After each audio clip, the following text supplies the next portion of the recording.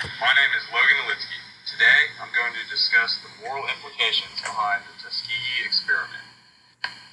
The Tuskegee study was a government-sponsored experiment that started in 1932 and did not end until 40 years later in 1972.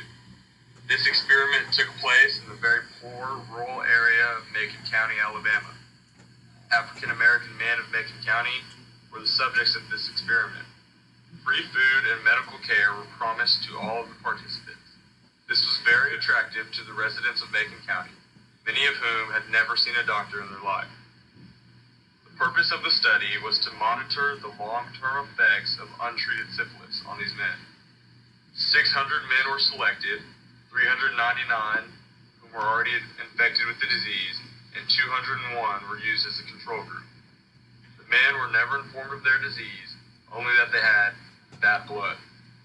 The subjects of the study were given placebos and were not actually treated for their disease. This was all done without their knowledge. This continued even after it was discovered in 1947 that penicillin was the universally accepted cure for syphilis. This cruel study continued until 1972, when details of the experiment came to light. By that time, 28 participants had perished from syphilis, 100 more had passed away from related complications, and at least 40 spouses had been diagnosed with the disease, and it had been passed on to at least 19 children by birth.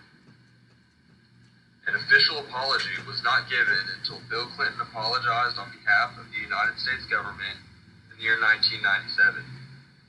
At that time, there were only 8 men who had participated in the study that were still living. I found the most egregious aspect of this experiment, and what puzzles me the most, is that the participants were allowed to suffer for so long after a cure was discovered. I have to ask myself, why was the experiment continued so many years after penicillin, a cure to syphilis, was discovered? And what knowledge could have been gained that was that important it was worth lives being lost? The government started the Tuskegee experiment with the intention of finding more information about a deadly disease without an effective treatment or cure.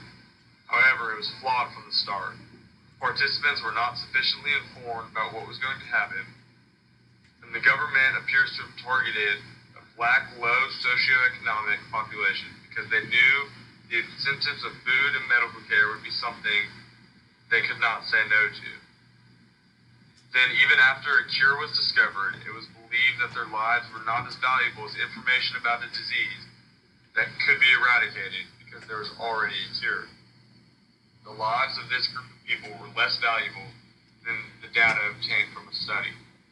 In reality, the knowledge received from the experiment was minimal when compared with the risks the study posed for its subjects.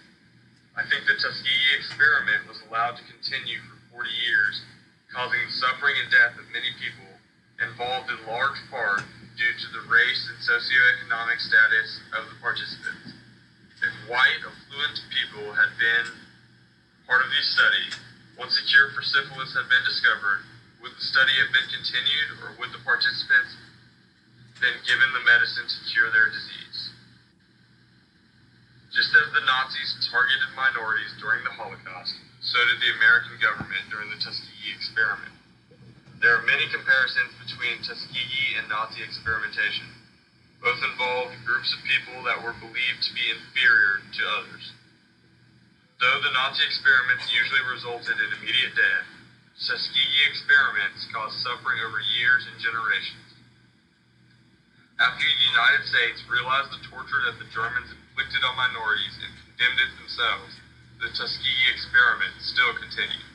Even after war criminals were tried and the morality of human experimentation was questioned, the Tuskegee study continued.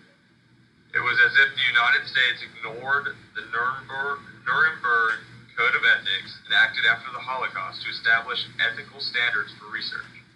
The United States allowed the study to continue for 27 more years. The effects of this study are still apparent today. Due to government's disregard of the lives of this group of people, many minorities still have distrust for medical professionals, and African Americans are underrepresented in research studies. Though the participants and their families won a $10 million lawsuit and were promised lifetime medical services, nothing can ever undo what was done in the past.